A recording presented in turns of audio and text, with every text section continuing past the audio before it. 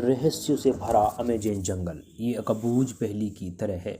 इस जंगल की गिनती दुनिया के सबसे बड़े जंगलों में होती है, क्योंकि ये इतना विशाल है कि यह अकेले ही 9 देशों की सीमाओं को छूता है। ऐसा भी कहा जाता है कि इस जंगल में ऐसे जीव जंतु और अन्य चीज़ें मौजूद हैं। यही वजह है कि इस जंगल में ज़्यादातर अंदर तक जाने के बारे में इंसान सोचता तक भी नहीं है।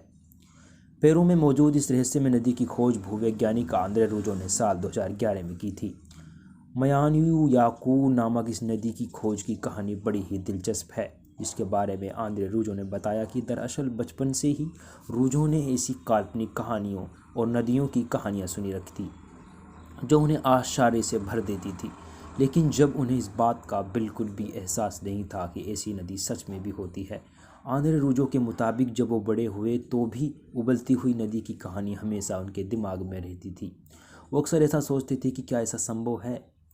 यहाँ तक कि उन्होंने विश्वविद्यालय और यूनिवर्सिटीज़ के अपने सहयोगियों, तेल खनन और कंपनियों से भी इसके बारे में जानना चाहा, लेकिन इसका जवाब अब तक उनके पास नहीं था। इसके अलावा अगर वैज्ञानिक तौर पर भी देखें तो ऐसा संभव ही नहीं कि नदी का पानी हमेशा उबलता रहे जब तक कि आसपास कोई सक्रिय ज्वालामुखी ना हो। इस असमंजस की स्थिति में एक दिन वो अमेज़न के जंगलों में पहुंच गए, जहां उन्हें अपनी काल्पनिक कहानी सच होती दिखाई दे रही थी। उन्होंने आखिरकार ऐसी नदी को ढूंढ ही निकाला जिसका पानी रहस्यमय तरीके से उबल रहा था। ये नदी करीब मील लंबी है।